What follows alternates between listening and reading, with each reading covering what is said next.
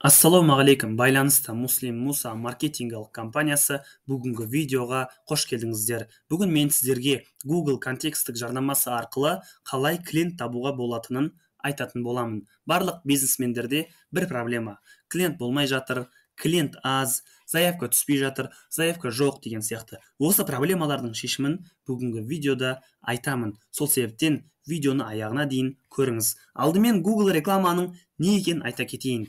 Google'дың статистикасы бойынша Қазақстанда 12 миллионға жуық адам Google'ды қолданады екен. Яғни ол не деген сөз? Адамдар өзіне керек нәрсесін Google'дан іздейді.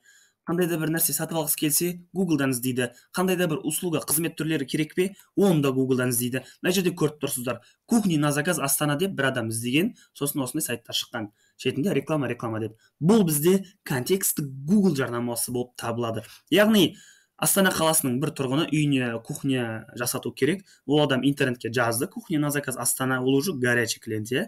Сосын сайтты көріп қалды, сандал мебель деген. Соған кіріп, дальше ары қарай уже полный информацияны сайттан алып, WhatsApp-қа өтеді немесе звондайды. Кстати, бұл бірінші орында тұрған сайтты біздер жасағанбыз, рекламасында барлығын. Екіншісін қараңыздар. Пластики окна Атырау. Атырау қаласының тұрғыны үйіне терезе орнатқысы келеді. Ол да сәйкесінше интернетке пластики окна Атырау деп жазады. Сол кезде мінекей сайтты көреді. atrauokna.kz деген. Осы сайтты көріп, сол сайтқа кіріп, информацияларын оқып, дальше WhatsApp-қа өтеді, звондайды деген сияқты. Мінекей көрдіңіздер ме? Құрметті бизнесмендер, сіздерге айтатыным. Дәл осылай өздеріңіздің бизнестарыңызды жарнамалау, бұл бізде контексттік жарнама деп аталады. Білесіздер, таргет жарнаманы көбіңіз естіген шығарсыздар. Таргет жарнамада ол жерде клиент сізді іздемейді. Адамдар обычно Инстаграмға кіріп демалып отырады, сіз оған реклама жібересіз. Ол ала ма, алмай ма әлі белгісіз. Ол горячий клиент па, теплый клиент па деген сияқты. Ал Google рекламада ол жерде адамдар өзі іздеп келеді сізді. Яғни ол қазір оған кухня керек, оған терезе керек, оған басқа нәрсе керек. Олар өздері ручной телефонмен интернетке Google-ға жазып, сіздің сайтты көріп, сізге сайтыңызға кіріп, информацияны оқып, сізге WhatsApp-қа шығады немесе звондайды. Көрдіңіз ба?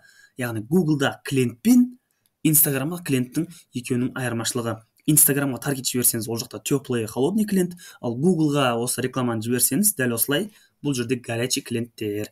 Достар, енді айта кетейін, Google реклама жіберіп, клиент табу үшін екі-ақ нәрсені дұрыс жасау қажет. Біріншісі, дұрыс заголовка и описание жазу керек. Яғни біреу пластики окна Атырау деп интернетке жазды ма, яғни сәйкесінше сайт шығу керек. Пластики окна цена Атырау стоимость деген сияқты. Бұл жерде пластики дверь деген сияқтылар болмау керек. Екінші біздің нәрсеміз өтімді, клиентке ыңғайлы әрі ұнайтын сайт жасау қажет. Яғни пластики окна Атырау деп жазды, пластики окна цена Атырау деп жазылып тұр, оны көреді, сосын сайтқа кіреді. Сайттың ішінде пластики окна қатысты бүкіл информация тұру керек. Бағалары, доставкасы қанша, установкасы қанша, қандай нәрселер подаркке беріледі, неше күнде дайын болады. Клиенттің бүкіл сұрақтарына сіз жауап беріп қоюыңыз керек, чтобы сізге звондап мазаңызды алмас үшін. Тек сізге уже сізді үйіңізге замерге шақыратындай да, көрдіңіз бе? Бүкіл сіздің компанияңыз туралы, сіздің бизнесіңіз туралы бүкіл информация сайттың ішінде тұру керек. Соның барлығын оқып, уже сізге деген довериясы артып, дальше ары қарай сізге WhatsApp-қа жазады, немесе звондайды. Ондай адамдарды уже біздер горячий клиенттер деп атаймыз.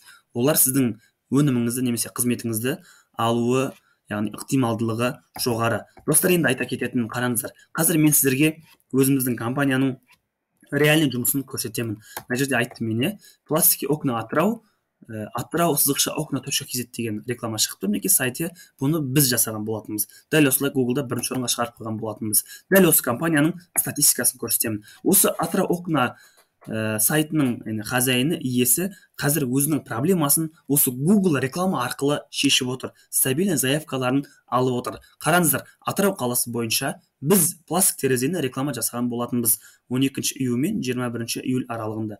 Көрдіңіз бе, бір айдан жаңа асып жатыр да. Вот, қараңыз, рекламаға небәрі $272 кетті, сайтқа 800 клик болды. Соның ішінде 117 заявка алды, көрдіңіздер ме? Дальше енді 117 заявканың нешеуі заказ берді.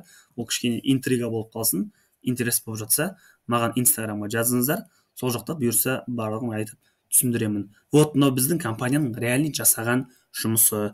Яғни біз сіздің де компанияңызды дәл осылай Google-да реклама жасап, сізге клиент тауып беріп, сіздің проблемаңызды шешіп отыра аламыз. Достар, айта кететінім, қараңыздар, егер сіз өзіңіздің бизнесіңіздің шебері болсаңыз, Муслим Муса компаниясы сіздің бизнесіңізді интернет арқылы, Google жарнамасы арқылы, таргет жарнамасы арқылы дамытуға дайын. Бізбен жұмыс жасағыңыз келсе, Инстаграмға жекеге жазыңыз, немесе сайтқа өтіп, өзіңіздің нөміріңізді қалдырып кетіңіз. Біз сізге хабарласып, тегін консультацияны беретін боламыз.